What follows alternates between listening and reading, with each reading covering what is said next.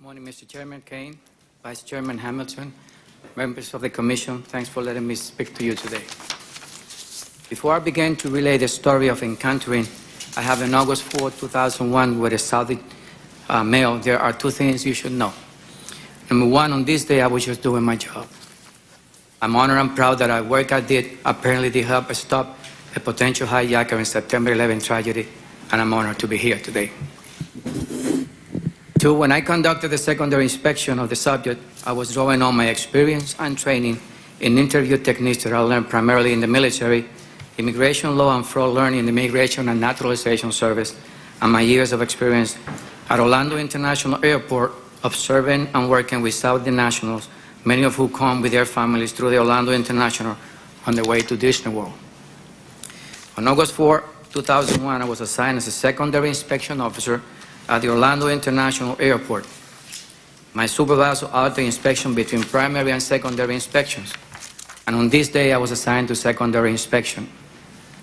At approximately 17:35 hours, I was assigned the case of a Saudi national who have arrived on Virgin Atlantic Flight 15 from London Gatwick Airport.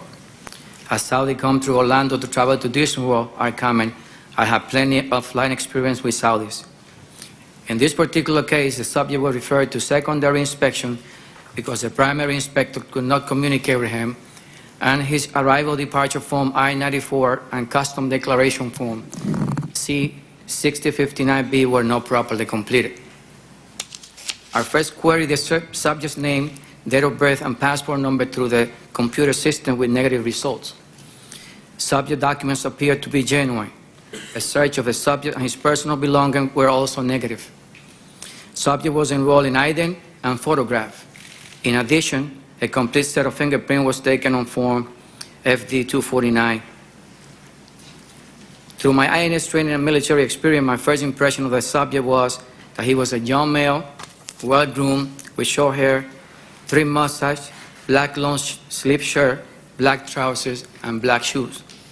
He was about 5'6" and in impeccable shape, with large shoulders and thin waist. He had a military appearance. Upon establishing eye contact, he exhibited body language that appeared arrogant. In fact, when I first called his name in secondary room and matched his name with papers, he had a deep staring look. I had the impression of the subject that he had knowledge of interview techniques and had military training. Upon my initial review of the subject paperwork and documents, I noticed that he did not have a return airline ticket or hotel reservation. Upon learning that the subject did not speak English, at least or what that is want us to believe, I contacted an Arabic interpreter from the Department of Justice interpreter list. My first question to the subject through the interpreter, why he was not in possession of a return airline ticket. The subject became visible upset and in an arrogant and threatening manner, which included pointing his finger at my face, stated that he did not know where he was going when he departed the United States. What first came to mind at this point was the subject was a hitman. A hitman doesn't know where he's going because if he's caught, that way he doesn't have anything or any information to bargain with. My wife said that I was watching too much movies. The subject then continued stating that a friend of his was to arrive in the United States at a later date and that his friend knew where he was going. He also stated that his friend will make all the arrangements for the subject departure. I asked him if he knew where his friend was to arrive in the United States, and he responded that his friend was to arrive in 3 or 4 days. I asked him the purpose of his trip was and how long he wanted to stay. He responded that he will be vacationing and traveling through the United States for 6 days. At this point, I realized, correction, he responded that he will be vacationing and traveling through the United States for 6 days. At this time, I realized that the story did not seem plausible. Why would he be vacationing for only 6 days and spend half of his time waiting for his friend? It became appear that the subject was being less than truthful concerning his true intention. At this time, I asked him again where he was going to stay. He said a hotel. I then told him that without knowledge of the English language or a hotel reservation, he would have difficulty getting around Orlando. He answered that there was someone waiting for him upstairs. When asked the person's name, he changed his story and said no one was meeting him.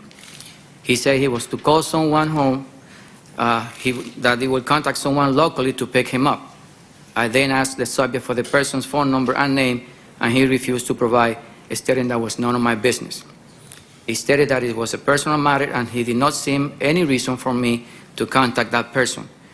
The subject was very hostile throughout the entire interview that took approximately 1.5 hours. Subject was in possession of $2,800 US and no credit card. This amount did not appear sufficient for a 6-day vacation plus a hotel room and return tickets since one way to Dubai, where he originated from, will cost approximately $2,200.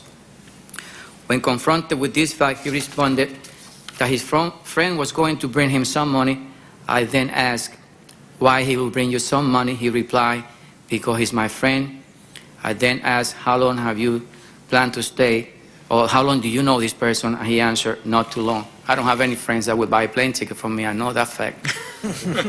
Then I said to myself, I will try to place him on the oath and explain the consequence of giving a false statement and see how he responds.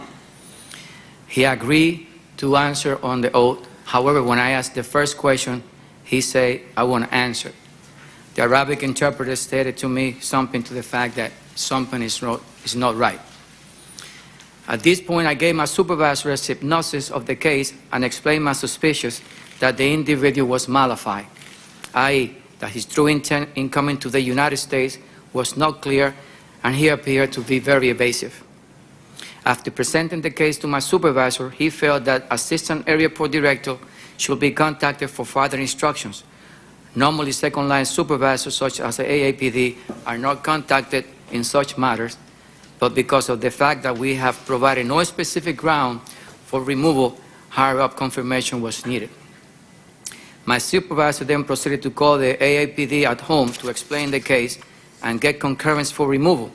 After my supervisor presented the fact to the AAPD, he then asked to speak directly with me. The AAPD asked me numerous questions concerning the case. I explained that apart from not having a return ticket and possible not having sufficient funds, the subject appeared to be mollified. Our father explained to the AAPD that when the subject looked at me, I felt bone chilly cold effect. The bottom line, he gave me the chills. You just have to be present to understand what I'm trying to explain.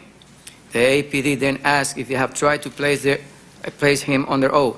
I replied that I have tried to place the subject on the oath, but the subject refused to answer my questions.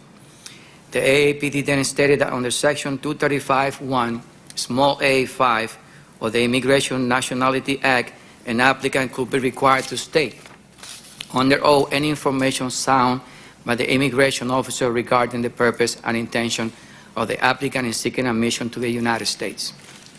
The AAPD further stated that he was convinced from what I have stated and my belief about the subject that the individual was mollified and should be allowed to withdraw his application or be set up for expedited removal.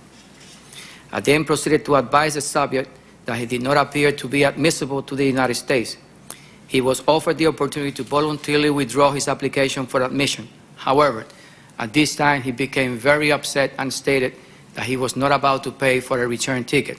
I stated to him, no problem, we will place you in a detention facility overnight, and tomorrow we will make the necessary arrangement to get you a plane ticket so you come back where you came from.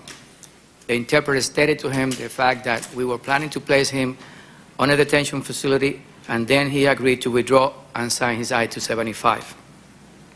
Along with another immigration inspector, I escorted the subject to his departed gate for his removal.